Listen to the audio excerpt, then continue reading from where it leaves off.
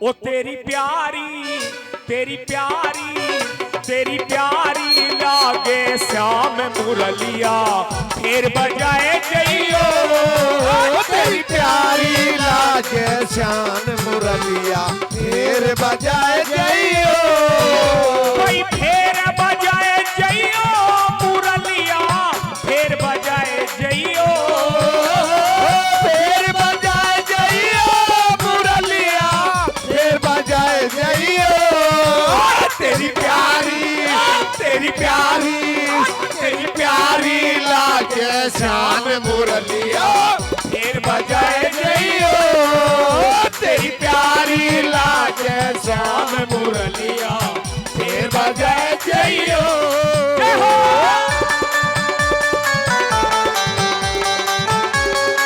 बोलो सच्चे दरबार की।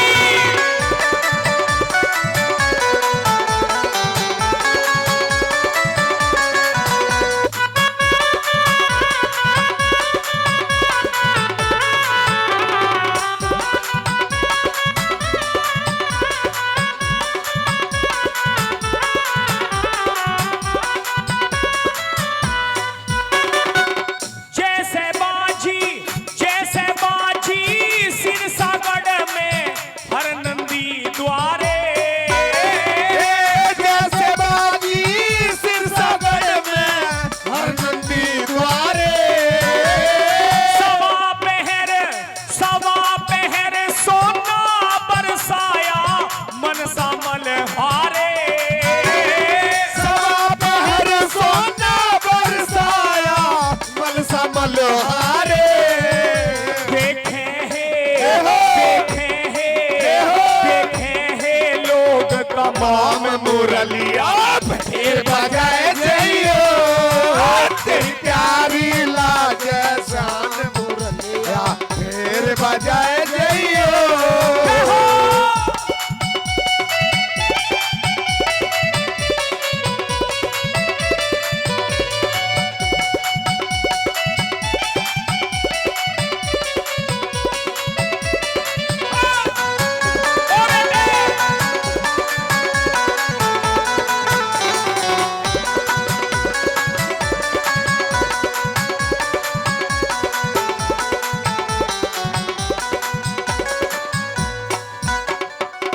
जैसे बाजी सिरसागढ़ में हर नंदी द्वारे। सवा पैर सोना बरसाया मनसा मल्हारे। एक नाम आपने सभी ने सुना होगा, नौजवान भाइयों ने भी सुना होगा। नरसी सेठ का नाम किस किस ने सुना है? एक बार हाथ उठा करके बताना। नरसी सेठ एक बहुत बड़ा सेठ हुआ करता था, जिसको ये नहीं पता था कि मेरे पास में पैसे कितने हैं। उसकी लड़की थी हरनंदी। सुना है हरनंदी का भी नाम? हाँ नौजवान भाई आपने भी सुना है? नहीं, हरनंदी का नाम नहीं सुना। और एक चीज और पता होगी आपने कि नरसी सेठ ने 11 करोड़ रुपए कृष्ण जी भगवान के नाम पर दान कर दिए थे। क्यों कर दिए थे बता सकता है कोई?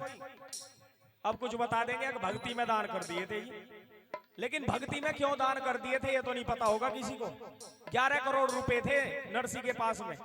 यदि आपकी तरफ से आदेश हो कि 11 करोड़ रुपए क्यों दान किए, बता दूं कौन कौन बूझना चाह रहे हैं? एक बार हाथ उठा करके बता दो। नौजवान भाई भी बूझना चाह रहे हैं। ये 2 मिनट की बात है, तसल्ली से सुनना बिल्कुल। नरसी सेठ जो था ना, वो बहुत कंजूस सेठ था। मर सकता था नरसी, लेकिन खर्चा नहीं कर सकता था। एक बार ऐसा हुआ कि नहान का दिन था। मोहल्ले पड़ोस की सारी औरत इकट्ठी होकर के हरिद्वार गंगा स्नान के लिए जा रही थी। तो नरसी सेठ की भी घरवाली उनके पास में पहुंची कि बहना कहाँ जा रही हो तुम? नुको तुझे नहीं पता? नुको ना, नुको आज नहान का दिन है, हम तो अपने पति के साथ में जा रहे हैं हरिद्वार स्नान के लिए। नुको तो मुझे भी लेके चलो। नुको तू भी चल अपने सेठ को लेकर के। अब नरसी सेठ की घरवाली सेठ जी के पास में पहुंची। अरे सुने है के सेठ जी? नुको हाँ। अरे मोहल्ले पड़ोस की सारी औरत हरिद्वार जा रही है नहाने के लिए, और तू मुझे भी हरिद्वार गंगा स्नान करवा ला। अब नरसी सेठ बहुत कंजूस था, सोचने लगा ओहो मैं तो फूंक पराई लगी हुई है, तो खर्चे का मामला है। कहने लगता है कि सेठानी तू पागल मत बने, ये मोहल्ले वाली तो पागल है, यही एक बाल्टी पानी घेर यही स्नान कर ले, यही गंगा स्नान है। इनको नहीं पिया जी, जब से मेरी आपके साथ में शादी हुई है जब से मैंने आपसे कुछ नहीं मांगा, लेकिन स्नान तो आपको करवा कर लाना पड़ेगा। अब नरसी सेठ कहने लगता है कि सेठानी मैं तुझे गंगा स्नान तो करा लाऊंगा, कोई दिक्कत नहीं है, पर मेरी 4 शर्त है। नुको शरत? नुको हाँ। नुको बताओ सेठ जी क्या शरत है? नुको पहली शरत सुन ले, घर से पैदल चलेंगे। कंजूस था ना, सोचने लगा किराया भाड़ा खर्च होगा। नुको सेठ जी मंजूर है। नुको दूसरी और सुन ले, घर से खाना लेके चलेंगे। नुको सेठ जी ये भी मंजूर है। नुको तीसरी और सुन ले, मैं वहां जाके प्रसाद नहीं लूंगा। नुको सेठ जी ये भी मंजूर है। नुको चौथी और सुन ले, जो गंगा स्नान से पहले दान करते हैं ना, मैं वो दान भी नहीं करूंगा।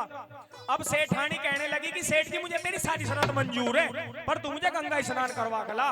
अब जूनागढ़ गुजरात से हरिद्वार की दूरी 400-500 कोस पैदल ले गया सेठानी को। सेठानी तो घाट पे जाकर मुंडी लौट गई, पैरों में छाले पड़ गए, हाथ खराब हो गए और तबीयत भी खराब होगी।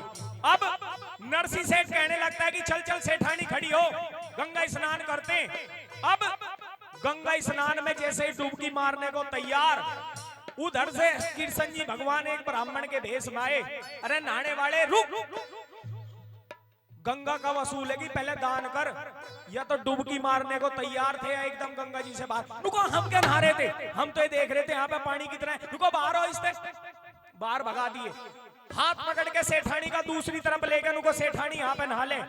वहां पे भी गए डुबकी मारने को तैयार।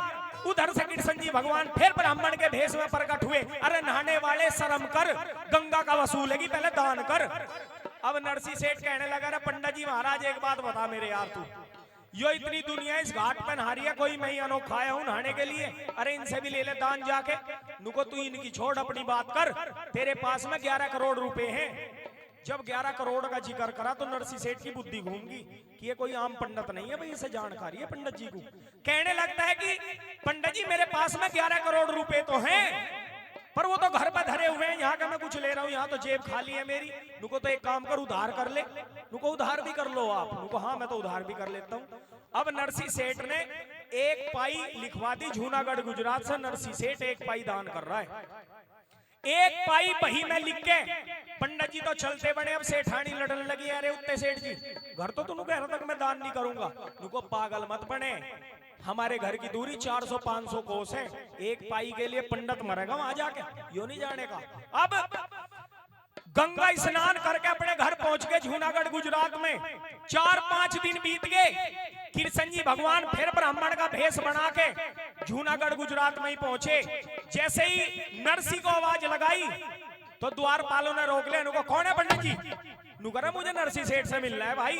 नुको रुक पहले, यहाँ तसल्ली कर, हम जाकर पूछ पाऊंगे अपने सेठ जी से, वो मिलेगा भी आपसे है नहीं। अब गए। नुको जी सेठ जी, नुको हाँ, नुको एक पंडित जी मिलना चाह रहा है। नुको रहने परे को, मैं किसी पंडित जी से नहीं मिलूंगा। एक वो हरिद्वार मिल गया था, उन्होंने दिमाग खराब कर दिया, नहान नहीं दिए, मना करते जाकर सेठ जी नहीं मिलेंगे। अब द्वारपाल गए। नुको पंडित जी, नुको हाँ भाई वो तो सेठ जी तो नहीं मिल सकते आपसे। नुको क्यों? अरे मर्जी है उनकी, नहीं मिलना चाह रहे। अरे नुको उनसे एक बार जाके नुको कि जो हरिद्वार मिले थे पंडित जी वो आए हैं। अब द्वारपाल फिर अंदर गए। नुको रे सेठ जी, नुको हाँ, अरे कोई हरिद्वार मिले होंगे पंडित जी वो आए हैं। अब या तो नरसी सेठ सेठों वाली कुर्सी पे बैठा हुआ था, और जैसे ये सुना ना कि हरिद्वार वाले पंडित जी तुरंत कुर्सी से चढ़े। नुको आ लिया वो। नुको जी बाहर खड़ा हुआ है। अब सेठानी लिकड़ी जा रही थी। नुको रे सेठ जी कैसा लोट पोट हो रहा? नुको वो आ लिया तेरा फूफा हरिद्वार वाला। नुको रे दे दे 1 पाई दान, क्यों मर रहा है? नुको दिमाग खराब मत करे, जैसे मैं कह रहा हूँ ऐसे कर। नुको क्या करूं? नुको पंडित जी के सामने चूड़ी फोड़ दे कि मेरा सेठ तो मर गया। अब सेठानी गई निमाने से पैरों से पंडित जी के पास में नमस्कार किया। नुको सदा सुहागण रहो, जीती रहो। नुको पंडित जी क्या जीते रहे, क्या सुहागण रहे, हमारा तो नाश हो गया जब से गंगा जी नहाए। नुको क्या बात हुई? नुको हमारा तो सेठ ही मर गया। नुको मर गया वो? नुको हाँ। अब पंडित जी कह रहे हैं बा बेचारा बहुत अच्छा आदमी था, मैं बहुत शुद्ध आदमी था, बड़ा भला आदमी था, और जब मैं हरिद्वार से आई रहा हूं इतनी दूर से तो मैं उसे फुकवा के चलूंगा। अब सेठानी फेर गई सेठ जी के पास में। नुको सेठ जी, नुको हाँ, अरे वो तो ये कह रहा है कि फुगवा के चलूंगा। नुको तो तुरंत तैयारी कर दो। दरबार में खलबली मच गई, अर्थी तैयार कर दी। नरसी सेठ लेट गए, भाई मोनू ने उन पे जो कफन उठा दिया और लेकर के चल दिए। राम नाम सत्य है, राम नाम सत्य है। गांव के शमशान घाट में जाके चीता जला दी। गांव वाले तो चीता में आग लगा के वापसी चल दिए। अब कृष्ण जी भगवान पहुंचते चीता के पास में। नुको नरसी, नुको पंडित जी पर चला जाइए, मैं दान नहीं करूंगा, मर सकता है नरसी। तो वहां पे चीता में से निकाल के कृष्ण जी भगवान ने माया के दर्शन करवाए और जैसे ही अपना रूप दिखाया तो नरसी सेठ की बुद्धि बदल गई। तो साक्षात भगवान ने परीक्षा ली है। अपने घर जाके जितना भी माल था, दाल चावल पैसे सब कुछ दान कर दिया और बाहर जाके कुटी बना ली। अब यदि पता लग गया हो तो एक बार जोरदार ताड़ी आपकी तरफ से होनी चाहिए। बोलो कृष्ण जी भगवान की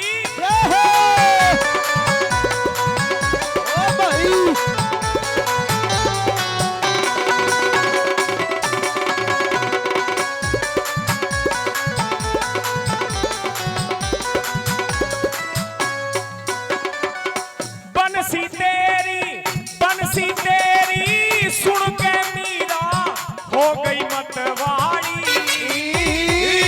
बंसी तेरी सुन के मीरा हो गई मतवाड़ी।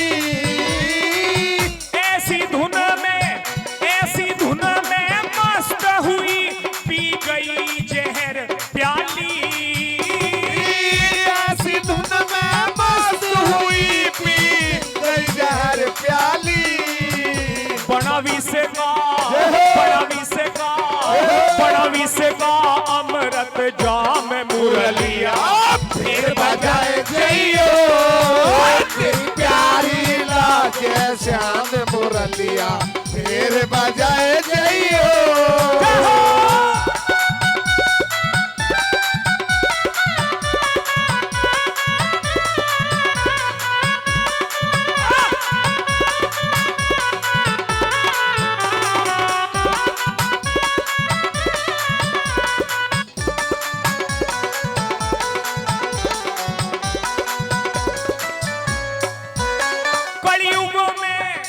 कलयुग में बंसी बाज रही अज काली घोड़ी में। कलयुग में बंसी बाज रही अज काली घोड़ी में। बाबा ने खुशियां भर दी भगतों की झोली में। बाबा ने खुशियां भर दी भगतों की झोली में। रटे विजय सिंह घनश्याम मुरलिया फिर बजाए जइयो तेरी प्यारी लागे श्याम मुरलिया फिर बजाए